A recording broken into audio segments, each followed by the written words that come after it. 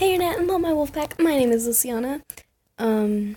So we are restarting Twilight Lovers. I already explained it in a live stream that I did. So yeah. Also, I didn't know this, but I didn't remember this. This is her actual first and last name. It's Sotokanda Marie. Mirai,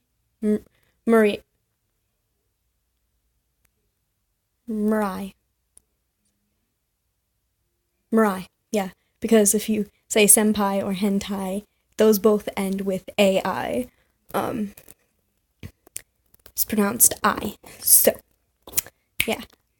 We are going to change her first and last name. I don't want it in all caps. Oh, now I know why it was in all caps. Okay, this is very helpful. Sotokanda. Okay.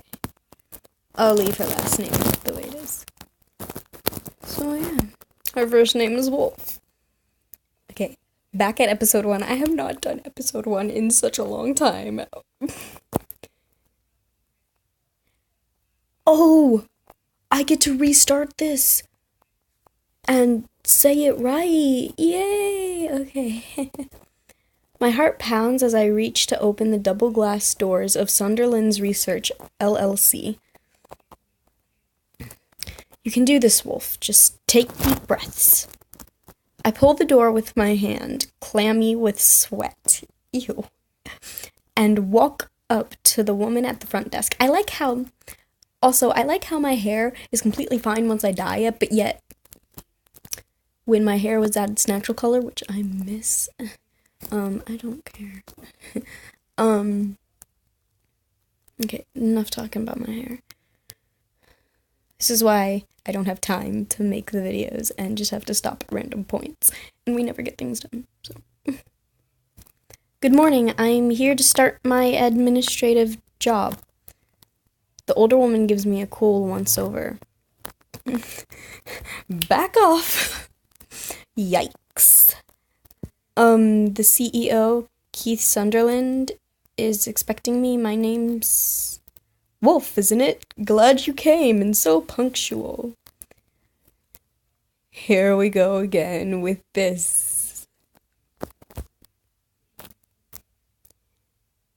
Apple. A double snake.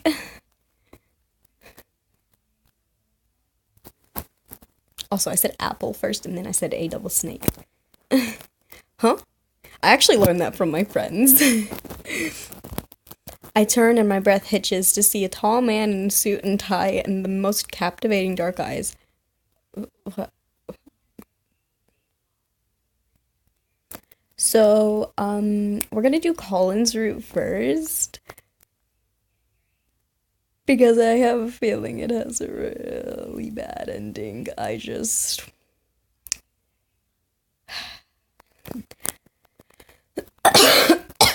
Sorry, I'm still sick.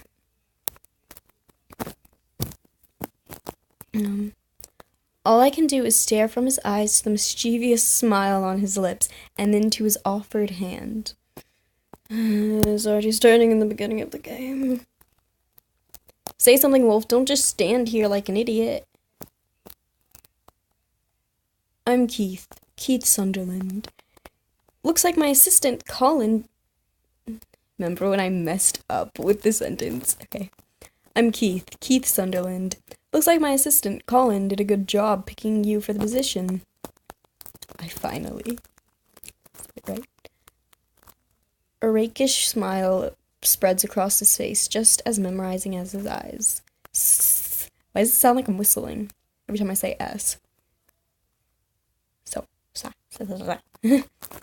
I feel heat flood my cheeks as his gaze slowly goes from my head to my toes and back. Can you not be anti for once? I finally managed to place my hand in his to shake. Heated sparks fly through my fingers at his touch. Eek, this is my new boss.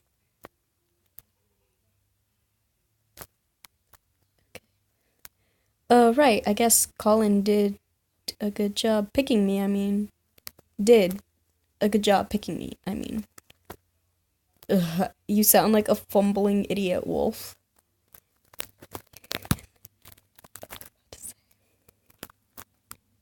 Also, that hair ain't black, it be brown. um, he runs a hand through his black hair and chuckles, low and deep. And sexy. Wait, what?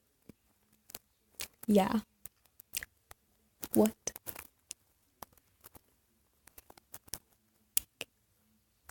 You're about to encounter your first choice. It's up to you how to respond. Yes, say more. No, let Keith do the talking. Just look over at the receptionist and hope she intervenes. It's like, please help me. I'm going to say more. Because I like to talk. So where should I put my stuff? Do you want me to work on anything right away? Keith gives another low chuckle while the receptionist arches an eyebrow. I'll show you to your cubicle, then give you your first order. Did he just say order? Okay. I clutched the paper bag I packed for lunch like a nervous schoolgirl. With just one more look at me,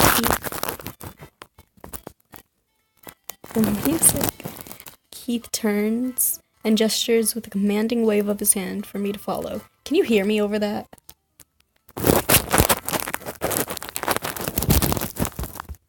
Man, does this guy think he's the king of the castle or what? Technically he is because he's the CEO. As I follow him back down a hallway to a large area full of cubicles, I realize he is kind of the king. The CEO, at least. Yeah.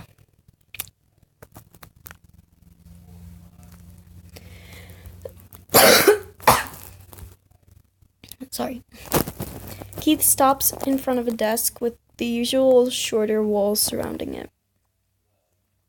It's on the end of a row near a window. Well, it's nice I get a view at my first office job. Here you go, and now I'll give you your first order. I raised both eyebrows high. There's that oh so lovely term again. Order. Really? Yeah, really? He looks down at me, hands loosely in his I was saying it right. Whoops. In his pant pockets.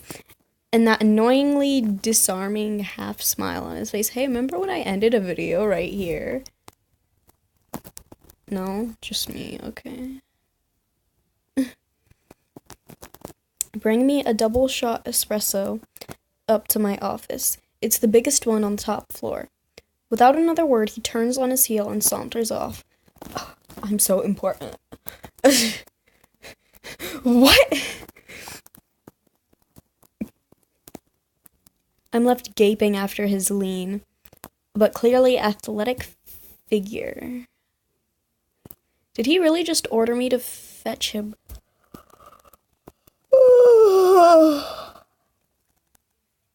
So sorry. To fetch him coffee like some kind of servant?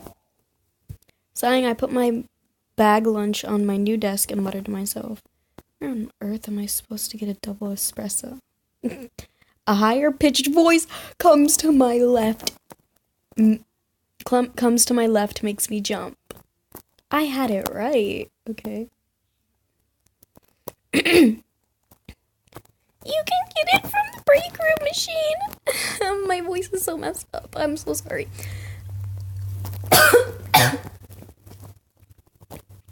This one, I'm pretty sure I can't, slow it down or make it go faster properly, so we'll have to see. A pretty red-headed young woman who looks to be about my age stands up from her cubicle right next to mine. Oh, great, thank you. I'm Wolf, by the way. I hold out a hand. Nice to meet you, Wolf. A new cubicle mate. I'm Maggie. I'll show you where the break room is. She waves for me to follow.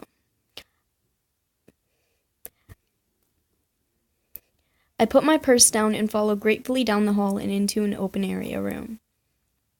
I was trying to say put as got, good. It has a fridge, several circular tables with chairs, long counters, a microwave, and several coffee machines. This instant one makes double shot espresso easily.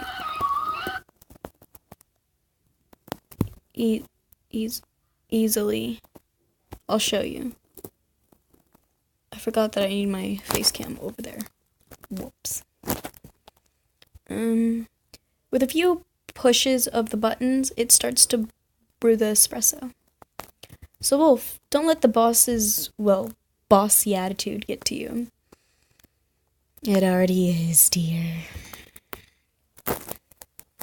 He might come off as a cocky, self-loving, in-charge kind of man, but he's actually a great guy. That's what I was thinking, except he's also a terrible flirt and not the good guy.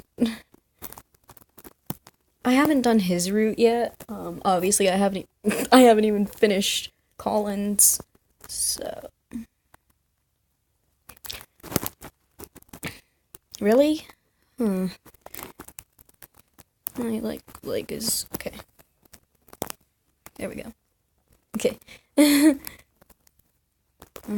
I open my mouth to respond, but a buzzing from both of our phones makes us pull them out. And cue the vampire attack. My eyes widen. Oh my god, it's a vampire attack alert.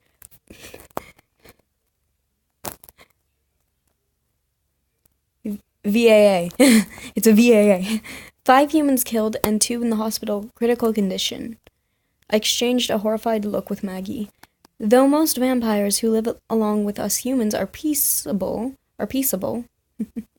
there are evil groups who go after human blood with no remorse. And that's why I agree with what my parents always taught me. All vampires are monsters. Who should be wiped out. No matter how nice they might come off, how alluring, you never knew if a vampire will turn and take a bite. The attack was just 4 blocks from here.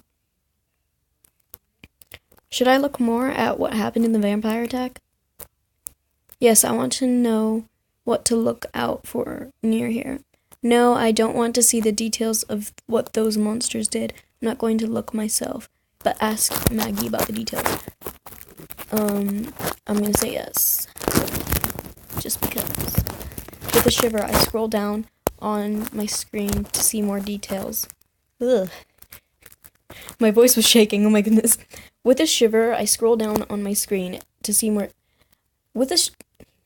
Oh my goodness! With a shiver, I scroll down on my screen to see more details and read aloud. The 5 humans killed were 2 women, 2 men, and a teenager. And the two in critical condition. Oh my goodness! And the 2 in critical condition are a younger newlywed couple. Well, it's a good thing they survived.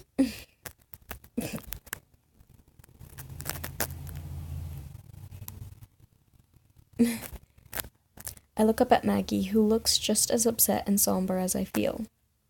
I don't look at the more gruesome pictures, but the main image catches my eye.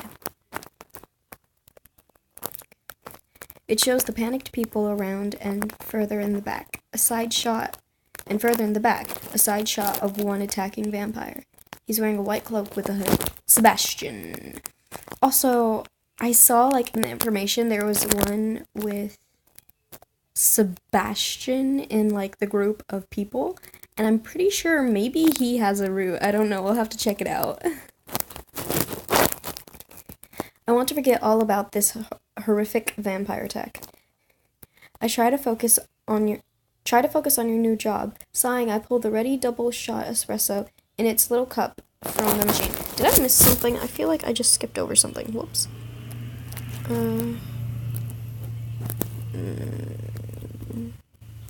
No, I didn't. Okay.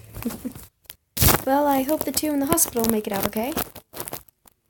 And thanks, Maggie. I'd better get going before Mr. Sunderland gets impatient.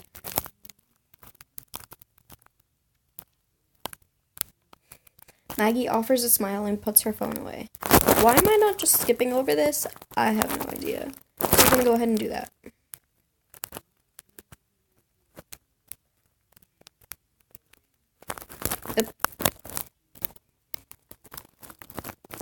I quickly find the biggest office on the top floor labeled CEO Sunderland's Research Keith Sunderland, knock knock. Come in. I open the door and walk in. Wow, this is the biggest, most expensive looking office I've ever seen. Look at that view with floor to ceiling windows. You can see the entire city and even the beach in the distance.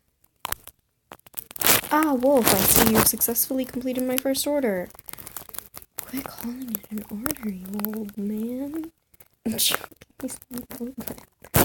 He stands from behind an ornate mahogany desk to meet me in the middle of the room. His dark eyes stare straight down at me. Gulp. Does he have to be so unbelievably handsome? Yeah, I successfully made you coffee. Here you go. Throws it at him. I lift the double espresso cup towards him, unable to keep my hand steady. Oh, right.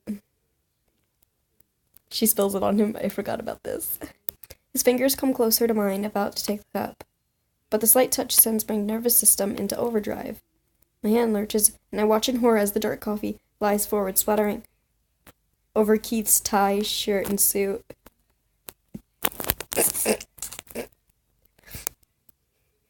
Oh my god, I'm so sorry, Mr. Sunderland. I stare, utterly mortified at the stains on his expensive suit. Your expensive-looking suit. You're about to make your first premium choice. Some choices cost rubies. These can let you access exclusive scenes and improve your relationship with your love interest. Nope. No way, I'm too embarrassed. You need to get out of here. Let's do that. Do I try and help clean it? I better go before I do something else clumsy.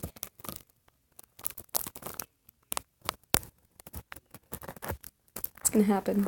A nervous laugh escapes my mouth as I back towards the door. In one instant, Keith is next to me, taking my wrist in his. An electric buzz of heat runs through my arm and down my spine at his touch. Oh my, that feels way too good for comfort. Wait one moment, Wolf.